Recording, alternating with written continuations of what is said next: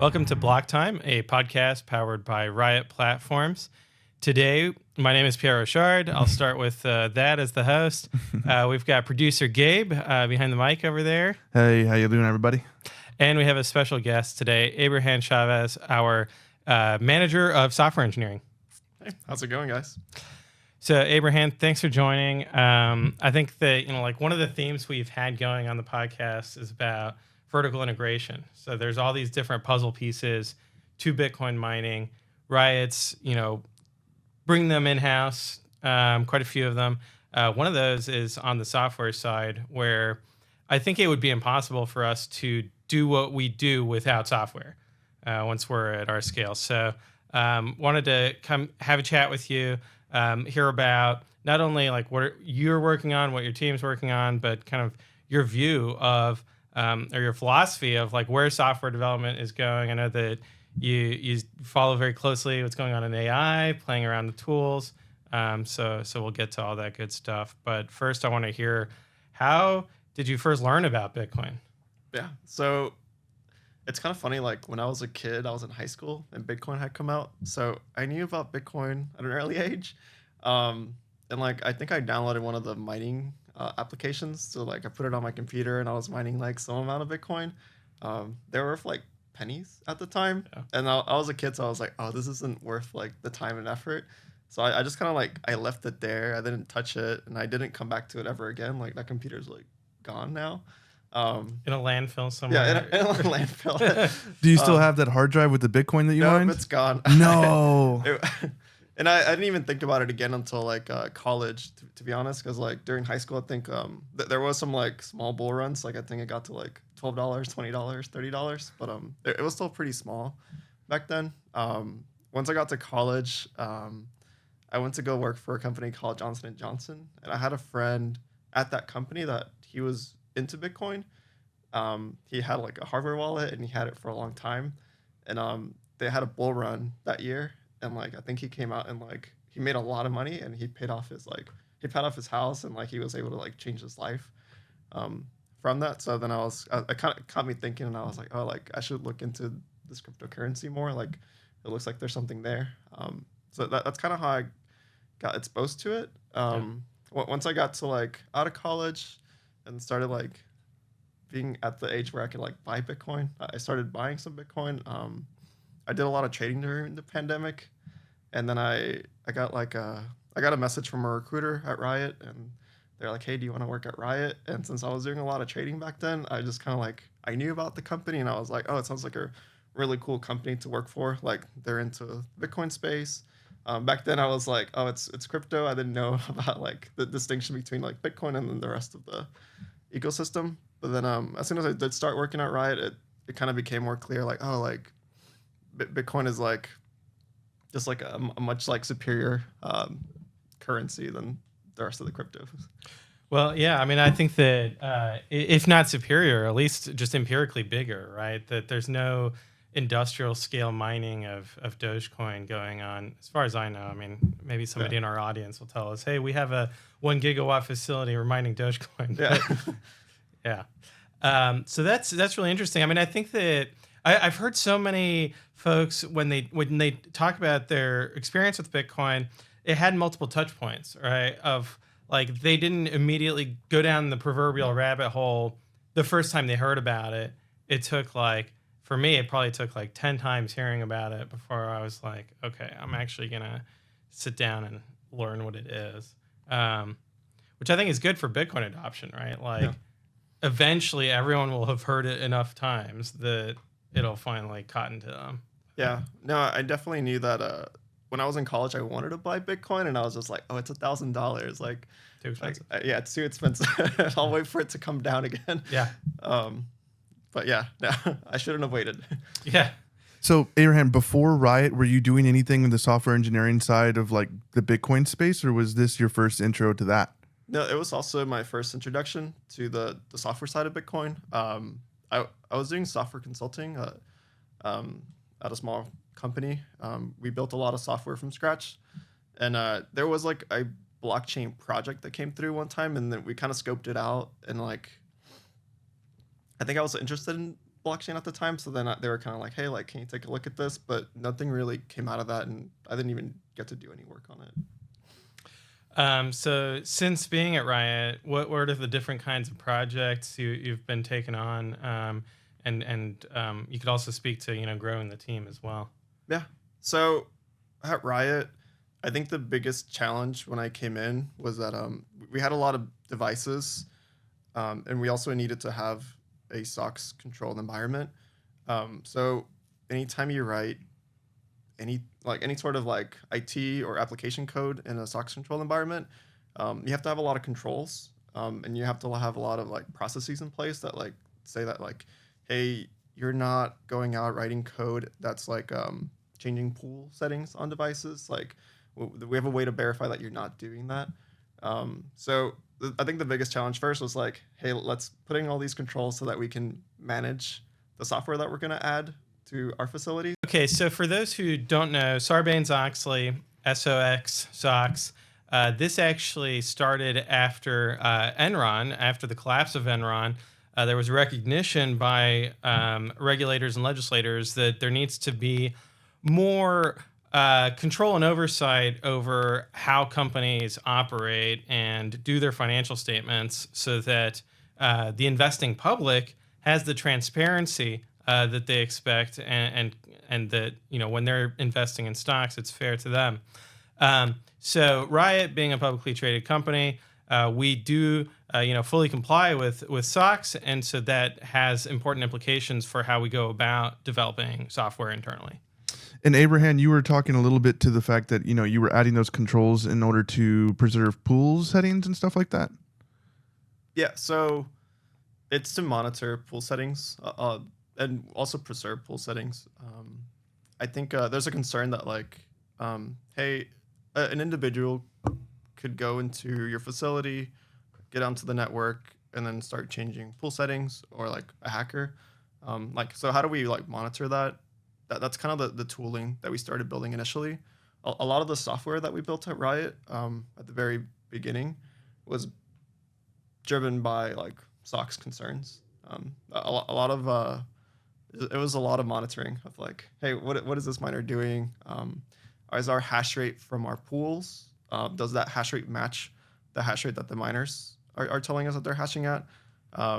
Because we need to verify that that's happening. Yeah, that makes sense. And that the with this many miners, once you've got thousands of miners doing things manually and checking things and verifying things manually, that just is not going to scale. No, definitely not. And we had a software called Awesome Miner at the time. So we would have multiple virtual environments, and they would each monitor the miners. We decided to build our own at that point. So to do the same job, just on our own software. Yeah, that makes sense. So this software is essentially, if we think about the stack, we have the actual physical mining rig that's got 3 hash boards in it and a controller, and then that controller has firmware on it. And then the software you're building is communicating with that firmware. Right. So we integrate with the different firmware providers. And we looked at the majority of them, and we'll like bring in new firmwares, and then we'll look at their API documentation and see like how easy is it to integrate with this firmware. If it's easy, then we'll build out some integrations, and we'll start monitoring how it performs. I know right now something we do is we kind of like we try to look at to see like how they perform against each other for different firmwares versus device types. And the firmware, you're able to get data from it, but you're also able to control the device? Yeah, so we can set a couple of settings on the devices. It's mainly like pool settings. On Brains, you have profiles, so you can set hashing profiles for like if you want to overclock or if you want to underclock. On Bitmain devices, they have low power, high power mode, and I think sleep mode as well. Got it. So, as the software stack evolved at Riot, once kind of the SOX control environment was solid, what were the next opportunities that you saw in terms of improving the software stack? Yeah, so it's been right now a lot of integrations with other data sources. Because we are enrolled in ERCOT and a lot of ancillary programs, we like to go get weather data, and we'll try to do some machine learning on that weather data to see like, hey, like what do we think based on this weather data, historical prices of power, maybe like natural gas prices. Where do we think like the price of power is going to be like in the next couple of months? Where do we think price of power is going to be like in the next day? ERCOT does that for you as well. So we'll take in what their forecasts are, and then so does our Queasy. Sorry, what was that? Our Queasy. The Queasy is our it's our, I don't know how to describe it, but like they're the ones that broker our power and our ancillary contracts. Got it. Yeah, the QSC. I forget what that acronym stands for. I think Queasy, it had me thinking of something else. Okay. But it's interesting because, as a Bitcoin miner, we've got kind of two volatile things on both ends. We've got volatile electricity price and volatile Bitcoin price. Yeah. No, it's definitely, well, most days I feel like Bitcoin is pretty stable. Yeah, Bitcoin's a stable coin. Yeah, compared to the price of electricity, because that'll definitely shift from up to $5,000 down to like negative prices. This past week we're seeing negative prices down in El Paso, I think. Yeah, it's funny that people criticize Bitcoin for being too volatile, and we're like, electricity is more volatile than Bitcoin is, right? Yeah, no, it definitely seems that way. And a lot of that is just driven by how much solar and wind has been installed. Where people call it intermittent energy. I think of it as like random electricity. Like you'll just randomly get more electricity than you need, or less, just depending on what's going on with the wind. Yeah, I think I've seen a couple of studies where we're seeing that like there's been a lot more like solar and wind installed in this past year. Although like I feel like this summer I'm seeing prices are at like lower than last summer. So I don't know if that's because we have additional solar and wind capacity, or if it's because like we have Bitcoin miners that can also like ramp down when prices are high. And the price of natural gas has come down quite a bit too. True.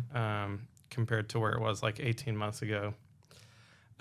Okay, so that's fascinating. And so then, as you're building this, now it's a data platform, right? That you're able to pull in different sources and then assist in terms of the decision making within the company for Bitcoin mining. And what are kind of some of those different decision points that your software is helping inform?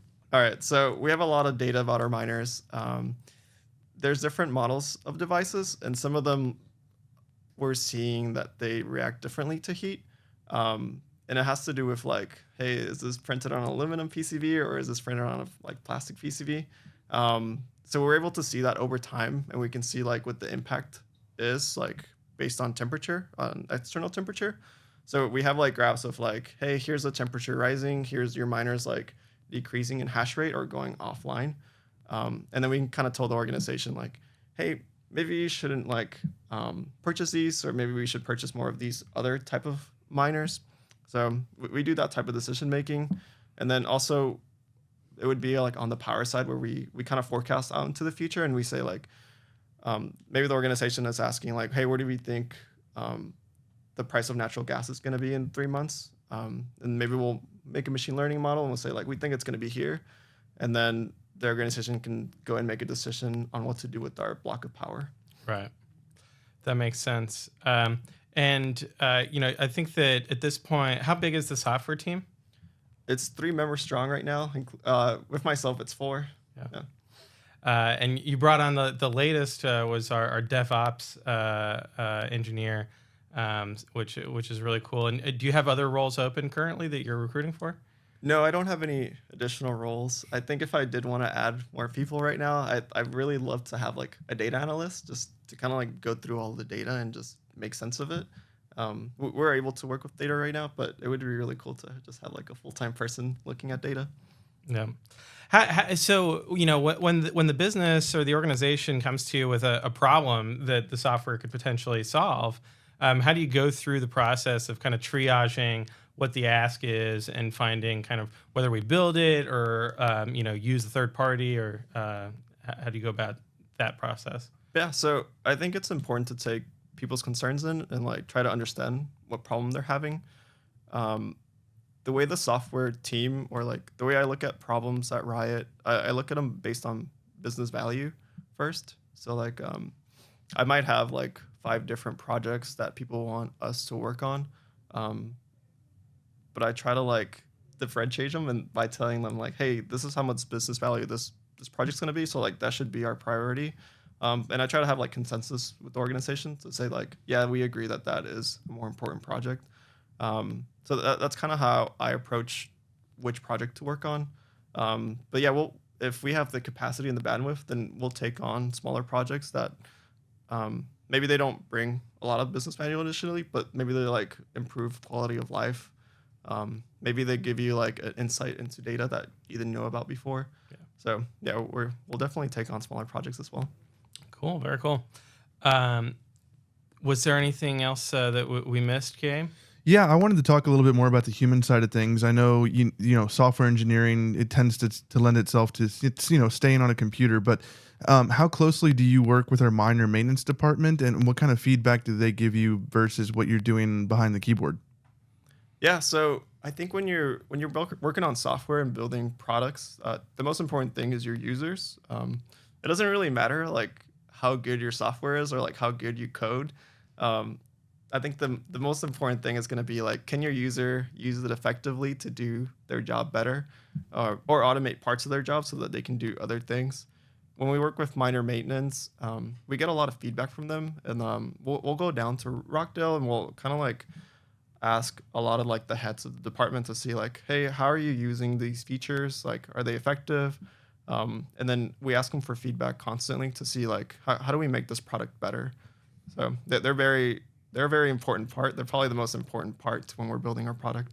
What's easier to work with, software or people? It depends. I think like software is easy in my mind. So like it's really like people and getting requirements out of people that's like the challenge. For sure. What kind of things are you looking at in the Bitcoin space right now that are exciting to you, and some of the projects that you can talk about that are interesting for the future? Yeah, I think I try to keep up in the forums on like what the pools are doing. So like I like all the stuff with the Stratum 2 and then the open source Stratum 2 pool. I think that type of stuff is really cool. And then like I listen to a lot of podcasts. So lately I've been listening to Pierre talking about drive chains. That's been really fun. It's an interesting discussion. I really like that there's so many like intellectuals in this space, and that there's so many like ideas on like what's going to happen to Bitcoin and like how Bitcoin should move forward. Yeah. Speaking of like moving forward with Bitcoin, did you go to the most recent, what was it? The BitBlock Boom? No, I didn't this year. I went last year, and it was a lot of fun. Yeah. You didn't want to go this year? No, they didn't get invited. Well, maybe Pierre can give us a little recap. I know, Pierre, you were there. What was it like? How did that go?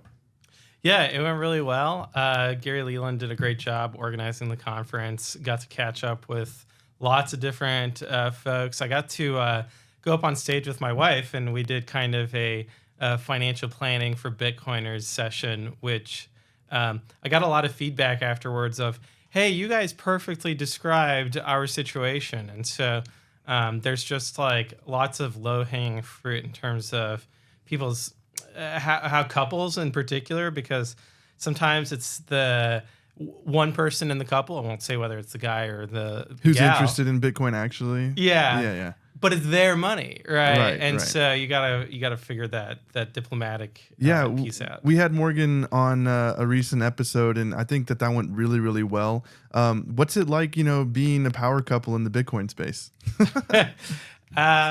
Yeah, sometimes we'll be talking at the dinner table, and we're like, oh, we should just save that for the podcast.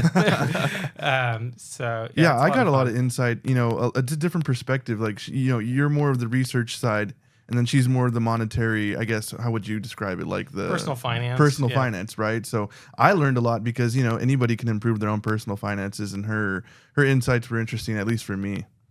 Yeah, and I found what's fascinating is as she is reading about personal finance, she'll find books that are, like one in particular that stuck with me was about money scripts, and so people have memes about money in their head, so like money doesn't grow on trees, like that's a thought that somebody at some point planted in your head, and that's going to affect your behavior from a personal finance perspective, and then the other is the mental accounting we do. So if you're trying to keep track of your expenses just in your head, you're going to come up with a wildly different number than your actual expenses. And they've proven this with actual, scientific analysis that people's mental accounting is just deeply flawed, but we're very confident in it. That's the crazy part. Right. I mean, Abraham, do you have anything to speak to that of like personal finance and how Bitcoin has helped with, your own? Or hurt. Or hurt? Yeah.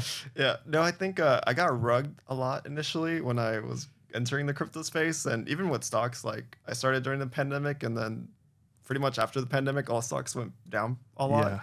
Yeah. I think right now I just buy and hold for long with Bitcoin and for like index funds. Hey, a lot of people would argue that's the way to do it, right? Yeah. Keep it simple. That way you can have some playing around money, right? You can have some rug money, but if for your life savings, for what you want to give to your kids, you got to be a little more cautious. Yeah, I remember Morgan had definitely said that Bitcoin was something that you want to hold on to, and then eventually we'll be spending that as like our day-to-day currency. And that was interesting for me to think about too, because she had mentioned, it's hard for someone to think, oh, in the future I'm going to be using Bitcoin as my day-to-day currency, and like that's what the future is holding. Yep, and that's what we're building here at Riot. Exactly. That's what Abraham is building here, right? That's right. Any other things that you think are interesting right now with what you're working on project-wise, Abraham? I have to think. Maybe AI related. Yeah, you mentioned a lot about experiments. machine learning, and how is the AI stuff, machine learning, like how did that come to become part of your day-to-day? Yeah, I think with the AI stuff, it's just really interesting watching GPT coming out with their new versions. We use it for our software stack. So like we'll integrate with GitHub's Copilot to see how it helps, and it's good. I think we don't depend on it yet.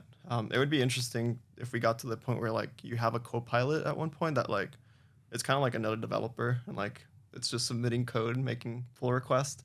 That would be interesting. I don't think we're there yet, but it has been like really fun to watch. And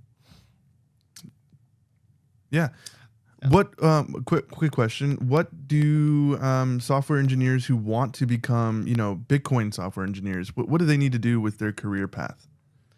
yeah, that's a challenging one because I think there's there's a difference between like Bitcoin developers and then like the software engineers that like work in the Bitcoin industry. I would say like our developers here at Riot, we're mainly like I would consider us like enterprise application developers. So like they can build software for any company, but we might not be able to build Bitcoin like software like specific to Bitcoin where it's like hey, we're gonna go like make an update to Bitcoin Core and like a new release. That seems to be like a very different space that I don't understand very much, but maybe Pierre, you can talk about that a little more. Yeah, I mean, I think that ultimately what you need to have is the kind of the domain knowledge, right? Of hey, if you're going to be building Bitcoin mining management software, understanding what hash rate is going to help you build better enterprise software.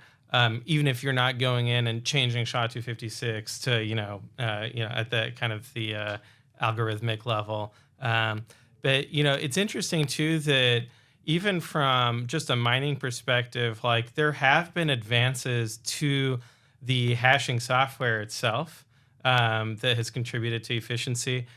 Most notoriously, like ASIC Boost, as part of the 2017 drama. But I think that like the key difference between enterprise software and kind of open source protocol development with Bitcoin is that with enterprise software, as you were saying, you have a really constrained set of users, right? Like, okay, this is who I'm building for. And already it's really hard to like do that.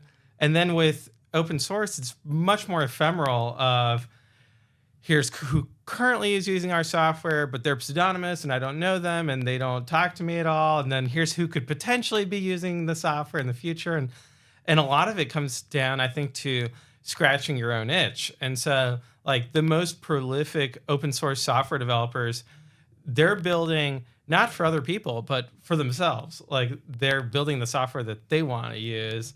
And then if other people get value from it, so much the better. And so maybe that's where there's commonality, is that at the end of the day, like most software developers are writing software that is, to make their lives easier in some sense, whether it's internally within a company or in the open source ecosystem. Yeah, no, I think I would agree with that. Whenever I meet people that work in the open source community, it's usually because they encountered a problem at work. They got really irritated and they were like, hey, I'm going to go update this code and like fix it. So yeah, it's kind of like interesting watching them move into that. Yeah.